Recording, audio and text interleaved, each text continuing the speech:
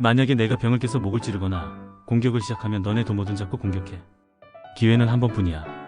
목덜미 잡으면서 머리를 쓰다듬으면서 이야기했다. 남수야, 경수야, 문제가 잘못되면 내가 일본에서 빼내줄게. 후쿠오카로 가서 배 타서 나갈 거야. 일본에 올 때 나가는 법부터 계산해놨어. 그 말은 거짓말이다. 누가 그런 걸 계획하나. 기억할 수 있지? 내가 찌르면 같이 친다. 너는 학교 노는 여자 이야기 나는 바보. 수 틀리면 진다. 기억할 수 있지? 기억해. 너는 학교 노는 여자 이야기 나는 바보. 수 틀리면 진다. 기억했지? 기억해.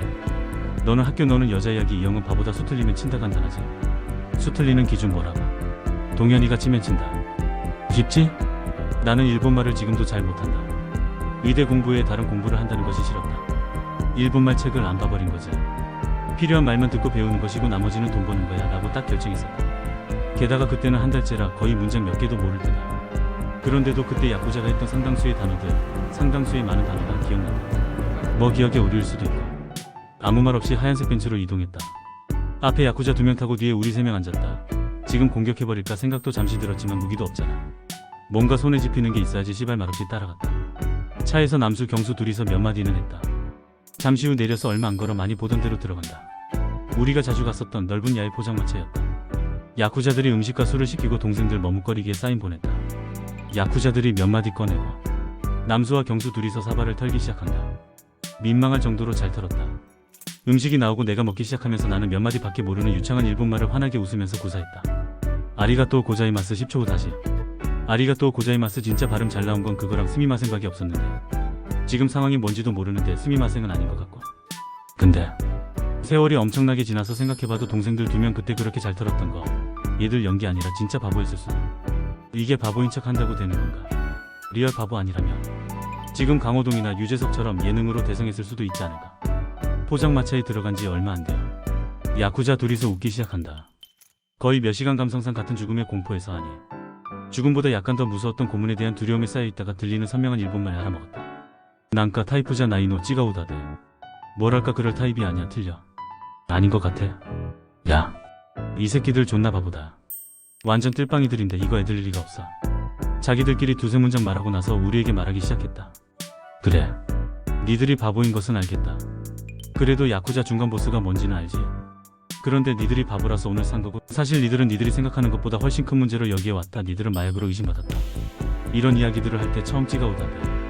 말 이후로는 나는 전혀 알아들을 수 없는 말이고 존나 아리가또 때리고 음식 처묵처묵 술 처묵처묵 하고 있었다.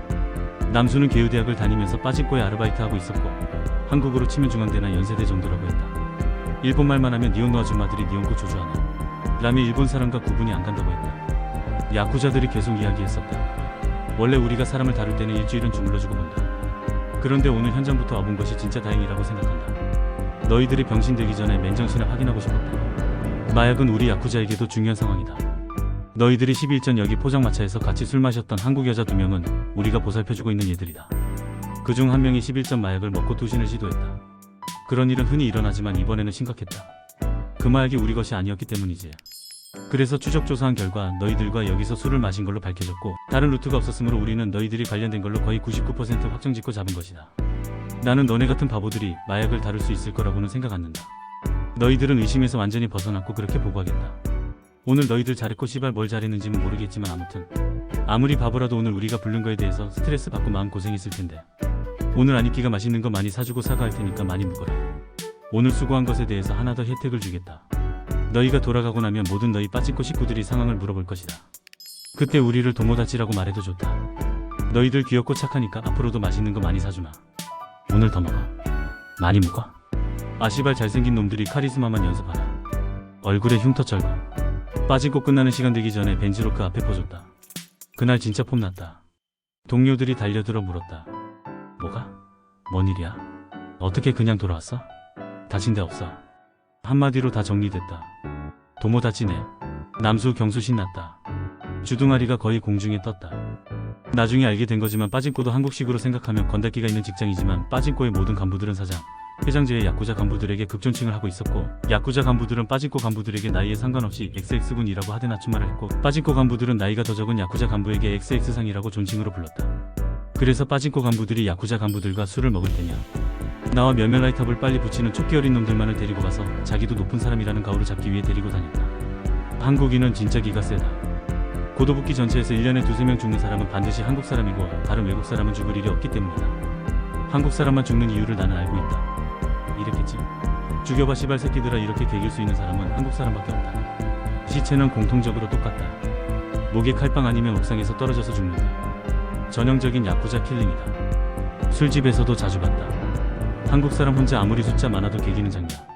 지금 내 나이 돼 보이는 평범한 노가다 아저씨도 자기가 먼저 시비도 건다.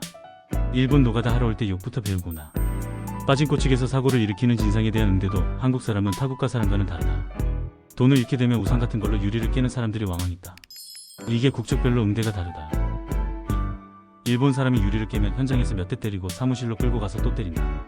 무릎 꿇리고 손들라고 시킨다. 그리고 유리값은 만엔이다.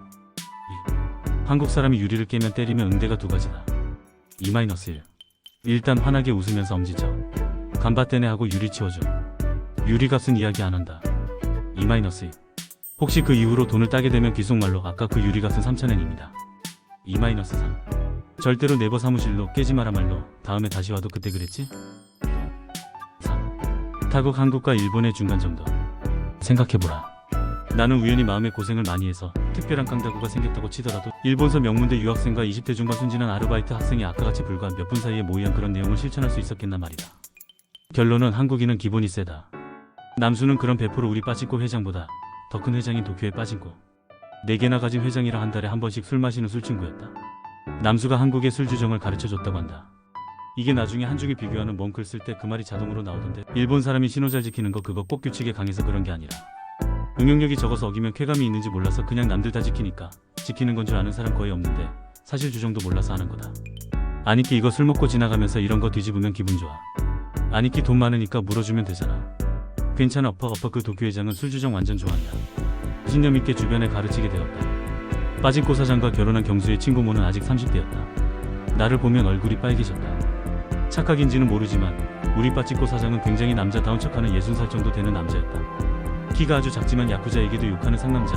한 달에 한 번쯤은 고모랑 경수랑 오빠도 데려가고 그랬다. 그것이 남자다움을 과시하는 것이라고 했다. 월급 사장인데도 엄청난 부자였다. 월급이 우리 생각으로는 계산 못한다고 했다. 고모부가 진짜 멋있는 것 같아요. 일본 사람이 원래 상남자가 많아요. 그랬더니 고모알 호빠에서 술 사주고 집에 가는 내내 집에 가서도 심지어 자기 전까지 바가지 긁어. 아까 좋았어? 젊은 놈이 좋아. 궁시렁 한댄다. 대박. 역시 인생은 단순하게 하나도 없었다. 왜 굳이 호빠까지 데려가서 폼을 재고 집에 가면서 불안해하고. 에라이. 일본 사람들은 그때는 확실히 이해 못했고 지금도 원숭이로 해석하기 전에는 해석이 안 되는 종족이다. 착하고 안 착하고를 떠나서 어느 날 다른 빠진코에서 쓰리잡을 하고 있었다. 누군가 뒤에서 껴안았다. 고모였다. 이쁘다. 고모가 나를 보면 설레는 거 알겠다. 바보라도 알겠다. 나도 설렜다. 경수랑 남수랑 만나는 장소이기도 하고 고모는 취미가 자전거 타고 여기저기 돌아다니는 거다. 나도 고모가 너무 예쁘다고 생각했고 마음이 심쿵했다. 경수한테 이야기했다. 고모가. 경수가 말했다. 사기여봐요. 에라 일본은 일본 사람이건 일본에 있는 한국 사람이건 이거 쿨한 척하는 거 병이다 병. 어느 날 고모한테 이야기했다.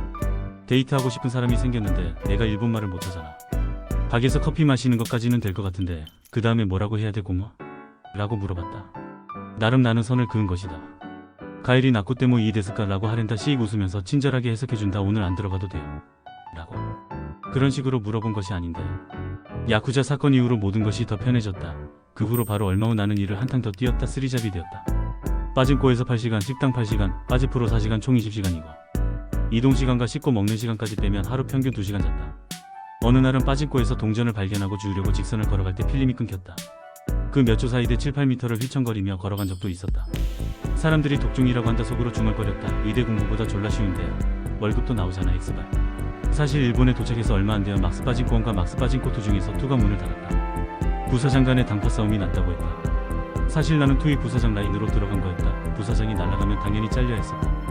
그 수십 명도 넘은 그 많은 숫자가 다 잘렸다. 사정 안 봐주고 모두 잘렸고 딱 2명이 살아남았고 이유가 가관이다. 둘 다 한국인이고 나하고 무섭게 생긴 형이랑 둘이었다. 무섭게 생긴 그 형은 아마도 빠진코에 불을 지를 것이다 라고 수뇌부가 판단했고 나 김동현이는 불쌍하다고 안 잘렸는데 나이 거의 노인된 청소 담당 발전한 아저씨도 잘렸는데 그 사람보다 나를 더 불쌍하게 본 이유가 그 사람은 일본 사람이라 다른데 취직될 건데 나는 일본말 2마디밖에 모르지 않냐? 게다가 쟤 하루 종일 웃고 있어. 어떡해? 이거였다. 무섭게 생긴 그 형과 내가 문제가 생긴다. 나는 그 형을 좋아했다. 진짜 무섭게 생긴 몬스타군 남자지만 왠지 매력있는 스타일이라 생각했다. 웃는 것을 한 번도 본 적이 없었다. 수염 자국도 멋있고 전형적인 상남자다. 키는 180 약간 넘어 보이고 어깨가 꾸부정하지만 과거에는 근육덩어리일 것 같이 떡 벌어진 어깨와 커다란 머리. 얼굴 큰 사람 치고 매진 약한 사람이 없다. 쳐서는 쓰러지지 않을 것 같은 분위기는 원래 외모에서 표시가 나는 법. 그는 나를 싫어했다. 내가 자주 웃어서 싫다고 했다. 몇 번 나에게 경고했었다. 야, 너 사람 보고 실실 쪼개지 마. 사실 웃긴 게 의사가 되고 나서도 그 이야기를 들은 적이 있다. 김 원장 이거 너무 야사시한 거 아냐? 소문 들었는데. 친척한테도 들은 적이 있다. 친이모가 동현아 너는 사람을 물끄러미 보고 웃지 좀 마야. 9세대는 다 그게 있다. 친절한 사람, 환하게 웃는 사람을 가식적이라는 개념 비슷하게 생각하는 그런 게 있었다. 약간 상남자를 대접해주는 문화. 나한테 야사시하다고 했던 의사친구는 의사들 간의 권위가 아주 높았다. 나는 그 의사친구를 처음에는 깍듯이 윗사람으로 모시다가 나중에 친구가 되었는데 지금도 다른 사람에게 내 소개를 할 때 일본에서 야쿠자를 하다 왔는데 라고 진심으로 그걸 자랑이라고 토를 단다. 난 옆에서 한마디 사실에 근거해서 웨이터 그래서 동생들한테 처갓집 되는 집에 인사 갈 때 자신감 없어 하면 꼭 해주는 말이 있었다. 웃지 말고 말하지 말고 술만 계속 비워 질문이 불리하며 특히 절대 대답하지 마. 다른 말로 해. 아버님 한 잔 드리겠습니다. 라고 술 드리고 너는 그냥 또 마셔. 예비 장모님 불안해하겠지만 너 가고 나면 장인들분이 이야기할 거야. 얘가 괜찮냐. 어느 날 느닷없이 그 상남자 형이 근무 중에 날쳤다. 뻑소리가 났고 나는 쓰러지지는 않았지만 머리가 멍했다. 그때까지 30세 때까지 맞아본 펀치 중에서는 제일 센 것 같았다. 그도 그럴 것이 27세까지 내가 하얀색으로 살 때까지는 나한테 시비 건 놈은 항상 그저 그런 놈들이었다. 뿔테 안경 쓴 55kg 60kg 의대생에게 시비 건다는 것 자체가 얼마나 찌질한 사람이야. 시비 걸었겠나? 를 생각해보면 될 것이다. 28세 이후로는 어차피 아무도 나를 건드는 사람이 없었고 그 시기 이후로 내가 불리는 별명은 삼손, 터미네이터, 헤라클레스였기 때문에 육체적으로도 전성기였다. 28세 때부터는 고참들이 말했다. 김일병 너는 여자 앞에 가서 말 막히면 그냥 벗어. 사실 얼굴이 너무 말랐기 때문에 내가 몸이 좋은 것을 짐작하는 사람은 없었다. 대순진류의 인가 거기 따라가서 제사를 한번 지낸 적이 있는데 옷 갈아입을 때 보고 있던 몇 명이 마른 얼굴에 살벌한 근육을 보고 충격 먹은 표정 지었을 때도 기억이 난다. 걔들 그냥 내 몸 보고 쫀 거다. 내가 터미네이터의 별명을 갖게 된 것은 그냥 운이 좋아. 어떤 날의 평행봉 사건 한 건 때문에 점차 그렇게 된 거고 어려서는 무술영화 말도 안 되는 거 보고 촉촉촉 흉내난 넬프 몸을 단련해본 적도 없고 중학교 때까지는 달리기 전교 꼴찌였다. 뭐래도 운동이랑 안 맞는 게 웬만하면 내가 다닌 체육관은 우연히 망해버렸었다. 중학교 때 시골에 있는 태권도 왕호체육관을 다녔는데 그 체육관 평생 그곳에 있었고 1년 정도 문 닫은 적이 있다는데 나가고 나서 한 달 후였다. 그 후 서울로 전학가게 되어 결국 연결이 안 되었다. 그 후 중3 때 서초동 말죽거리에 있는 태권도 도장에 갔었는데 서울이라 그리고 서초동 땅값도 오르기 시작했던 터라 그때 체육관비가 한 달 15,000원이었다. 내 한 달 용돈이 15,000원이었는데 그래서 고민하고 있던 차에 그걸 관장이 유학생이니까 6,000원만 내고 다니라고 해주는 클래스. 하지만 거기는 또 파란 띠 때 안 되어 망해버림. 결국 그 뒤로 재수할 때까지는 기회가 없다가 종로학원 다니면서 근처에 합기도 도장을 다니게 된다. 실력도 늘고 빨간띠까지 되었는데 결국 의대를 지방으로 가게 되네. 또 좌절되었다. 남들 초딩 때 따는 까만띠가 그렇게 어려운 건가. 의대 다니면서도 합기도를 계속했다. 새벽 4시에 일어나서 구보에서 학교 도서관 가서 공부하고 수업 끝나고는 합기도 도장에 갔다. 그 체육관은 특이한 도장이었는데 관장이 시범단의 유명한 관장이었던 것이다. 당시 전두환 대통령 친동생인 정경환 씨가 대한합기도의 아류인 새마을합기도를 만들어 날리고 있을 때였다. 우리 도장도 새마을합기도와 대한합기도를 동시에 운영했다.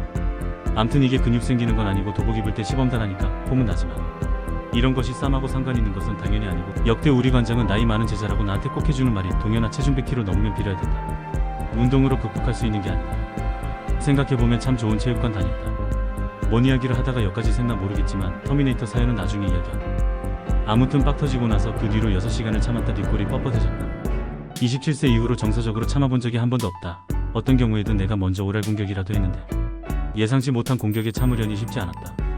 수십 명이 잘린 와중에 불쌍하다고 안 잘린 사람이 난데 여기서 잘릴 수는 없었다. 근무가 끝나고 나서 형님 갑시다 참느라고 뒷목 터져본지 알았어. 악감정은 없었다.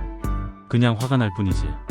옥상으로 갔더니 CCTV가 환영을 해서 다시 내려와 골목길을 찾아 조용한 대로 몇 분을 넘게 격렬하게 서로 날렸다. 의외로 거의 모든 싸움은 10초 20초 안에 끝난다. 몇 분이 넘어가자 그 형이 당황했다. 야 그만하자. 야 옛날처럼 모르는 사람과 싸울 때도 말 못 내리는 그런 존댓말이 아니라 형이라 생각했고 화가 나서 싸운다고 그 형을 안 좋아했던 것은 아니기 때문에 근데 형 왜 그랬어요? 느닷없이? 그렇게 제가 싫어요. 야 근데 우리 나중에는 다 중국 가서 살아야 되는 거 알아? 그래? 갑자기 뭔 소리야 형님. 술이나 한잔 하러 가자. 그날 중국 이야기 존나 했다. 그 뒤로도 울들은 허구한 날 술 먹었다. 내가 투잡 뛰기 전까지.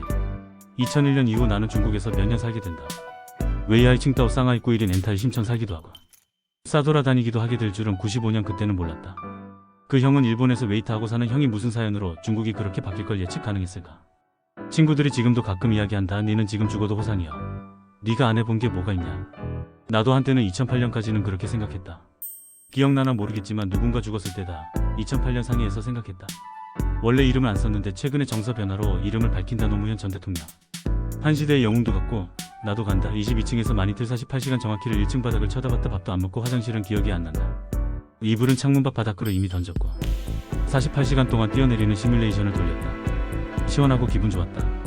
다 해봤는데 이걸 안 해봤잖아. 이것 빼고는 다 해봤어. 아쉬운 게 없어. 몇 번인지 모르고 끝없이 반복되는 그 시뮬레이션이 무사히 마치면 점프하면 그만이었다. 한 번도 예의 없이 나를 잡는 사람이 있었다. 대부분 이럴 경우 부모나 자녀가 잡는다고 할 것이다. 나는 아니었다. 한 번도 예의 없이 아내가 잡았다. 그게 아직도 내 딸에게 미안하다. 모든 부모는 배우자보다는 자녀를 사랑할 텐데 나는 아내를 일로 여겼나 보다. 그녀를 행복하게 해줘야 하는 것을 못했다 라고 포기했고 그 뒤로 한 번도 자살을 생각한 적 없다. 한국 사람과 일본 사람과 중국 사람은 너무 다르다. 일본 생활은 세계국의 차이가 너무 극명했다. 나는 95년에 그걸 터득해버렸다. 그 사고방식이 지금 대입해도 많이 맞아 떨어진다. 일본 사람은 규칙을 너무 잘 지켰다. 나중에 이경규가 간다 해서 드러났듯이 교통질서 혹은 부실공사방지 규칙, 가게 친절 등 동료들에게 돈 실수 안 하는 거 뭐가 되었든 중국인은 비즈니스를 잘했다. 단체 행동 담합, 돈이 되는 것은 뭐든지 빠른 듯 했다. 술값도 왜 그렇게 서로 내려고 하는지 서로 낸다고 그 큰 목소리로 아우성이다. 삼난 줄 알았다.